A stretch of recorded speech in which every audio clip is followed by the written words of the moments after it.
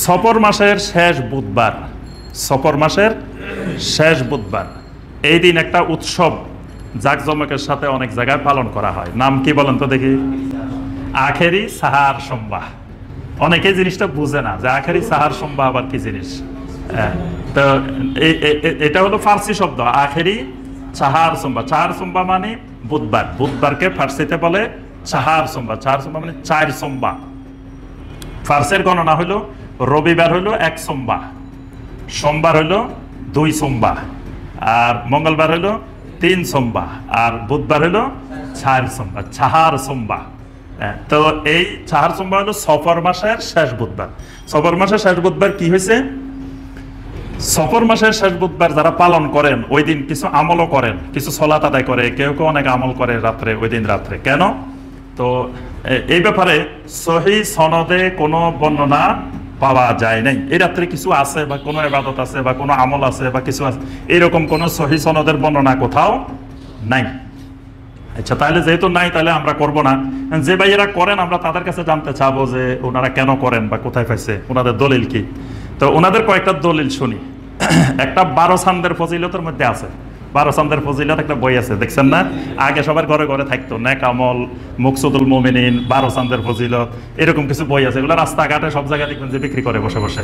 এগুলো হলো বেশিরভাগ জাল হাদিসের কারখানা, ফ্যাক্টরি। এগুলোর ভিতরে অসংখ্য মিথ্যা কথা, জাল হাদিস এগুলোর ভিতরে আছে। তো এই 12 চাঁদের ফজিলতের মধ্যে আছে সকল মুসলমানের জন্য এই দিবসে ওযু গোসল করত, ইবাদত বন্দেগী করা উচিত, এবং নবী সাল্লাল্লাহু আলাইহি ওয়াসাল্লামের প্রতি দরুদ শরীফ পাঠ করত, সওয়াব রাসানি করা কর্তব্য।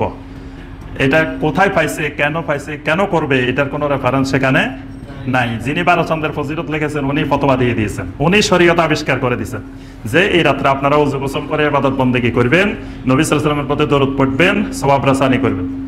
এটাকে আব্দুল্লাহ জাহাঙ্গীর রাহিমাহুল্লাহ এই রেফারেন্সটা উল্লেখ করে তিনি হাদিসের নামে জালিয়াতি কিতাবের 395 পৃষ্ঠায় বলছেন, হাদিস তো দূরের কথা, কোন ইতিহাস বা জীবনী গ্রন্থেও আমি এই ঘটনার কোনো উল্লেখ পাইনি। মানে এই বুধবারের দিন কোনো আমল, আখারি সাহার সোমবার কিছু আছে, হাদিস তো দূরের কথা বলছেন, আমি কোনো সিরাতের গ্রন্থে, জীবনী গ্রন্থেও কোনো জায়গায় খুঁজে পাই নাই। আব্দুল হাই লাখনবী রাহমাহুল্লাহ তিনি তার আল আসার কিতাবের 111 পৃষ্ঠায় বলছেন যে সফর মাসের শেষ বুধবারে যে বিশেষ নফল সালাত, বিশেষ কিছু সূরা, আয়াত ও দোয়া পাঠের মাধ্যমে আদায় করা হয় তা বানোয়াট ও ভিত্তিহীন। এটা সম্পূর্ণ বানোয়াট এবং ভিত্তিহীন। তো যেটাকে আল্লাহ রাসূল সাল্লাল্লাহু আলাইহি ওয়াসাল্লাম, সাহাবায়ে কেরাম এরকম আখেরি সাহার সোমবার কোনো ইবাদত নির্ধারণ করেন নাই, সুতরাং সেদিন কোনো ইবাদত বানিয়ে ফজিলত মনে করে করা এটা বেদাত। আর আরেকটা হলো তারা মনে করে, যারা করেন তারা বলেন যে এই দিন নবী সাল্লাল্লাহু আলাইহি ওয়াসাল্লাম অসুস্থ হয়ে গেছেন, শেষ বুধবারে অসুস্থ হয়েছেন, আর রবিউল আউয়ালের প্রথম সোমবারে নবী সাল্লাল্লাহু আলাইহি ওয়াসাল্লাম ওফাত বরণ করেছেন। তার মৃত্যু হয়েছে রবিউল আউয়ালের প্রথম দিকে, সোমবারের দিন। তো এই জন্য তারা এই বুধবারের দিনটাকে স্মরণ করেন যে বুধবারের দিন নবী সাল্লাল্লাহু আলাইহি ওয়াসাল্লাম অসুস্থ হয়েছেন।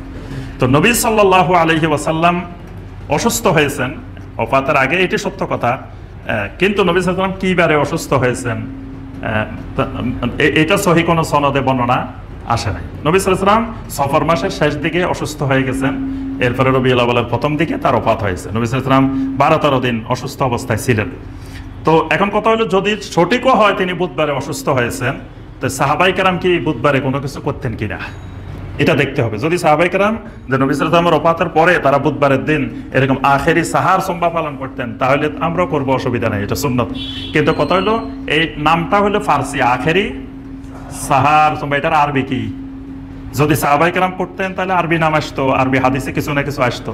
যেমন আমরা নামাজ বলি, এটার আরবি আছে সলাত, রোজা বলি এটার আরবি আছে সিয়াম, এরকম যেটা কোরআন হাদিস সম্মত ইবাদত, এটা ফার্সি বললেও এটার আরবি আছে। তাহলে আখেরি সাহার সোমবারও তো একটা আরবি থাকবে।